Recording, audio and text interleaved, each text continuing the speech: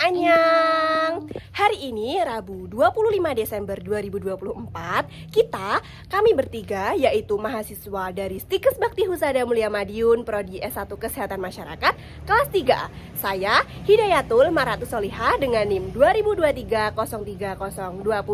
Dengan saya Farah Meyaryani dengan NIM 2023-03018. Dan saya Angela Yoka Almajid dengan NIM 2023-03001.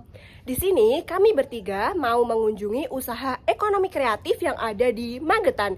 Untuk keseruannya, yuk ikuti perjalanan kami ke lokasi. Bye.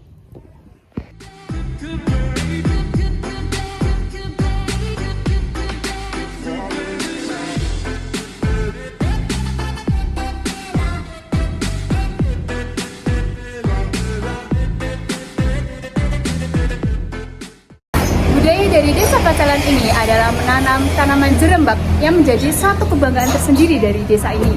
Betul sekali teman-teman. Masyarakat Desa Pacalan itu menganggap memang sebagian besar daerah-daerah lain itu belum memiliki daun jerembak yang memang mereka itu tanam di lahan mereka. Daun jerembak itu bisa tumbuh di daerah pegunungan, tapi di daerah dataran rendah itu bisa, cuman tidak bertahan lama sih. Kalau di dataran tinggi itu bisa hidup tahan lama. Nah, dari jerembak ini juga masyarakat di sini melalui ibu-ibu PKK menggunakan daun jerembak ini sebagai motif batik yang menjadi kebanggaan dari desa ini. Bener, itu tadi kan nanti akan kita tampilkan karena kita juga akan survei ke lokasi batiknya teman-teman. Seperti itu. Ikuti saja ya guys. Bye. Kita tunjukin usaha ekonomi kreatif. Posisi di sini, di sini.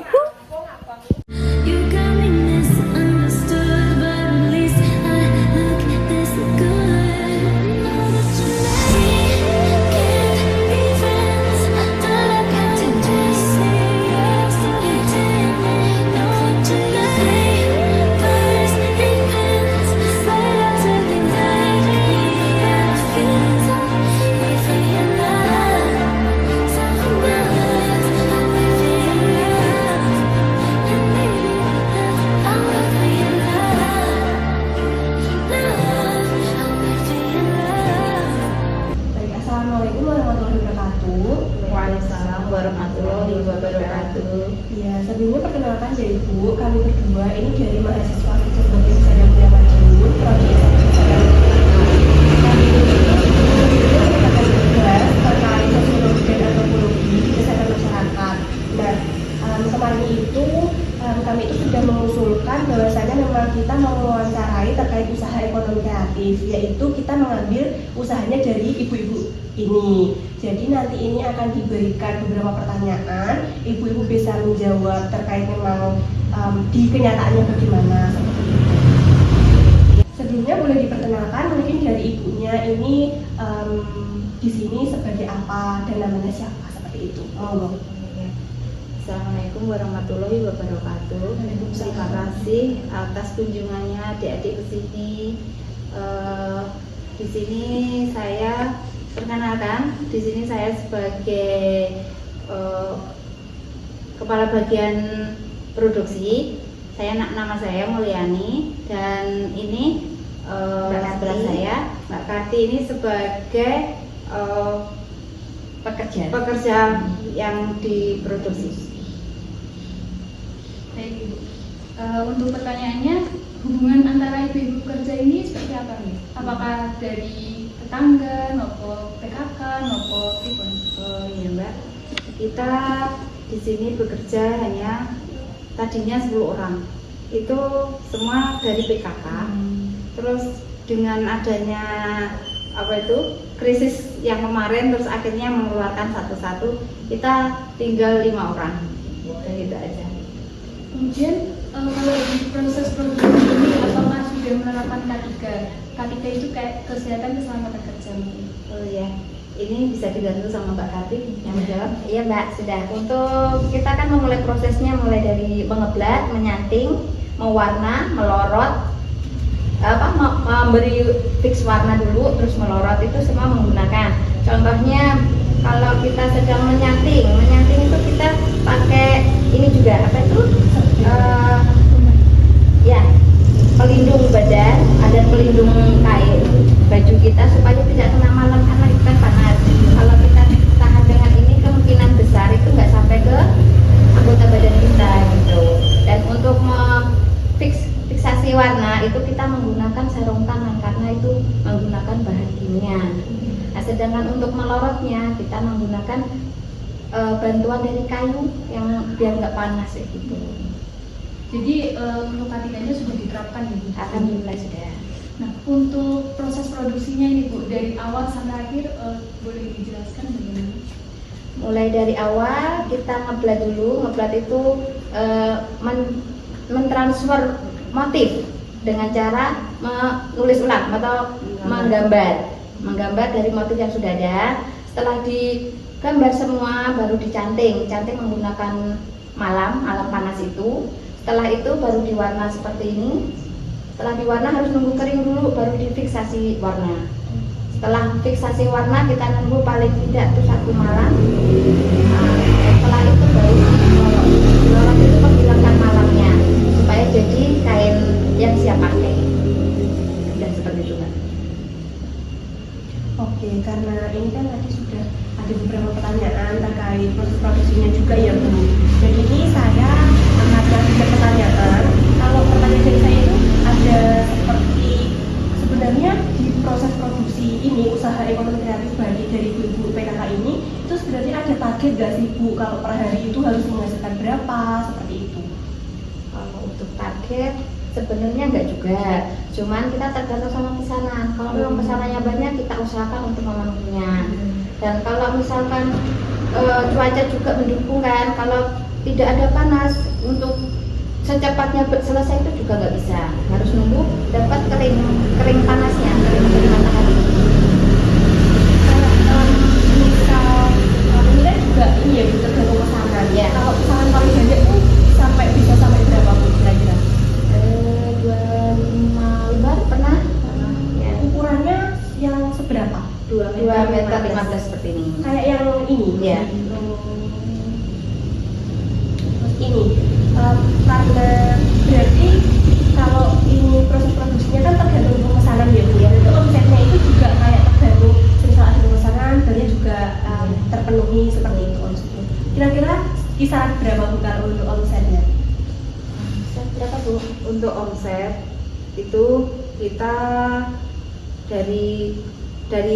dari manajemen ya, ke pekerja itu bayarnya 40%. Seperti itu. Terus tergantung juga nanti banyak pesanan apa enggaknya itu nanti dipotong 40% untuk tenaga kerja. Seperti itu. Ini penganggaran omsetnya itu per bulan atau mungkin? Ya tergantung ada pesanan itu. Ya. Tidak ada target kita. Jadi Targetnya kalau misalkan kita dapat pesanan, misalkan saya minta tanggal sekian, ya. itu kita harus digerakkan gitu loh Mbak, harus secepatnya iya, gitu. Iya, menyesuaikan juga.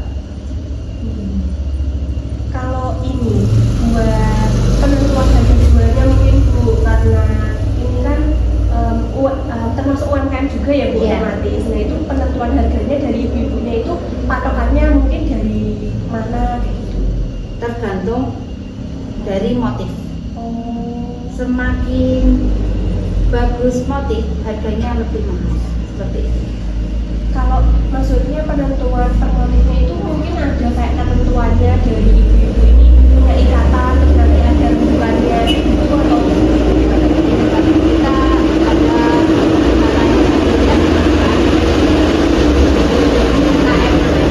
nanti harga ditentukan dari sana. Terus untuk harga jual kita juga menyesuaikan, tapi tergantung motif juga nanti kita bisa bikin harga yang lebih seperti itu. Jadi kayak yang penting perkiraannya itu dari IKM perkiraannya ibu-ibu batik ini terus bisa dikembangkan lagi sesuai dengan motif seperti itu. Dan persetujuan pekerja sama ibunya sebagai ketua seperti itu. Iya, betul. Untuk ini Bu, terkait pertanyaan yang terakhir itu adalah target pemasarannya untuk batik yang dibuat dari usaha ekonomi kreatif yang ibu-ibu dirikan ini itu target pemasarannya siapa? Untuk target kita ke instansi perkantoran seperti guru, pak guru seperti itu.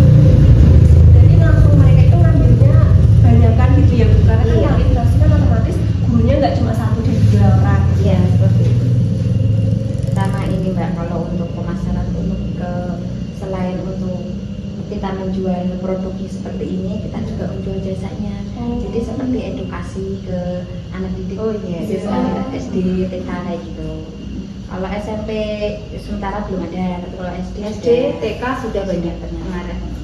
Berarti edukasinya itu terkait mungkin pembuatannya batik seperti Iya, itu. iya. Berarti mereka bisa mencoba kayak gitu. Iya betul. Dan Kita nanti punya kalau nanti kalau misalkan bikin ada kan? apa itu foto-fotonya juga ada, video pun ada. Nanti kalau misalkan edukasi ya, lupa saya. Juga bagus ya Mbak, berarti maksudnya ini kan dari ibu-ibunya ternyata nggak cuma mendirikan usaha terus untuk mencari profit saja, tapi juga dari ibu-ibu ini punya inisiatif kalau memang generasi muda sekarang ini juga Malah suka loh Mbak, seneng banget loh.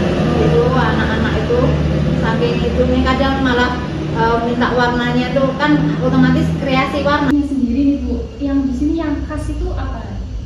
Untuk desa Pacalan, khas yang paling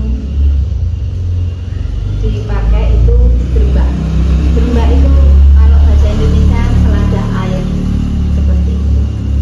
Tapi tumbuh di sini gitu makanya. Iya, nanti Iya. saya tunjukkan di sawahnya banyak banget. Oh di sini ada. Iya banyak banget. Oke, ternyata memang di sini itu batiknya ada kayak motif tersendiri gitu ya Bu, yang bisa menunjukkan bahwasannya ini tuh memang khas dari desa Pacalan seperti itu. Dan itu tadi motifnya sudah dijelaskan sama ibunya bahwasannya memang dari daun jerembak yang memang di sini tuh banyak gitu ya Bu, tumbuh di sini tuh banyak kayak gitu maksudnya. Kalau pertanyaan dari kami itu sudah habis ya Bu, jadi terima kasih banyak karena sudah menyempatkan waktunya mau diwawancarai tugas kami. Semoga UMKM-nya ini, usahanya ekonomi kreatif ini semakin maju, terus juga bisa ini menyalurkan edukasi lagi lebih-lebih dari mungkin nanti bisa kayak kalangan SMA itu bahkan benar-benar bisa mengikuti dari proses awal sampai akhir seperti itu di sini. Seperti itu saja sih Bu kalau dari kami. Saya cukupkan sekian. Wassalamualaikum warahmatullahi wabarakatuh. Waalaikumsalam warahmatullahi wabarakatuh. Untuk silsilah dari batiknya tadi gimana Bu? Kalau untuk silsilah batik, desa Pacalan itu termasuk desa perdikan, yang artinya dulu itu termasuk dari kerajaan Majapahit apa gimana gitu loh ceritanya ya. Terus keturunan raja desa Pacalan itu. Terus dulu tuh pernah ada yang batik ibu-ibu itu loh. Terus tapi sekarang dengan adanya kemajuan zaman batik itu dilupakan intinya. Terus dari kita untuk meneruskan lagi kalau kita itu ingin menonjolkan batik Pacalan, yaitu kita temukan batik Jerembak. Itu. I gotta move on somehow. Give me energy on me when it's 11, I need it. Give me energy on me, baby. Halo guys, ini adalah salah satu tempat Penanaman daun jerembak yang tadi itu merupakan motif khasnya dari batik desa Pacalan teman-teman. ya nih pengen tahu, coba di shoot. Jadi ini dia itu tumbuhnya ini ya teman-teman, kayak bener-bener selalu diairi dan airnya itu memang air bersih. Itu diambil dari sumber modal yang ada di sana. Yang katanya airnya itu juga sampai Madiun teman-teman ternyata. Jadi kayak ini tuh bener-bener sumber air yang besar kayak gitu. Metik daun jerembaknya ya guys. Ini bisa dilihat seperti mendekat. Motifnya tuh kayak gini. Jadi tadi yang di kain yang ditaruh batik itu juga ini jiplak ini loh bentuknya jerembak. Jadi seperti ini. Ini motifnya. Kayak kecil-kecil kayak gini. Ini biasanya di daerah sini juga dimasak, bisa dimakan. Biasanya dibuat oseng-oseng, kalau enggak itu sayur bobor. Ya, urap juga bisa, urap. Jadi di sini tuh air yang buat mengairi jerembak itu harus mengalir ya teman-teman, karena dari sumber yang kita dapatkan itu memang jerembak harus ini diairi sama air yang terus mengalir seperti itu. Gimana nih teman-teman, asik nggak petualangan kita hari ini? Asik banget kan?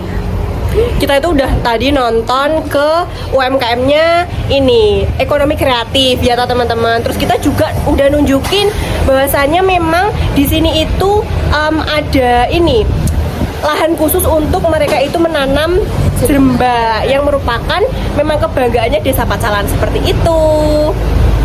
Jadi cukup sekian ya video dari kami. Semoga itu bisa memenuhi tugas yang memang kita kerjakan saat ini. Terima kasih. Bye. Assalamualaikum.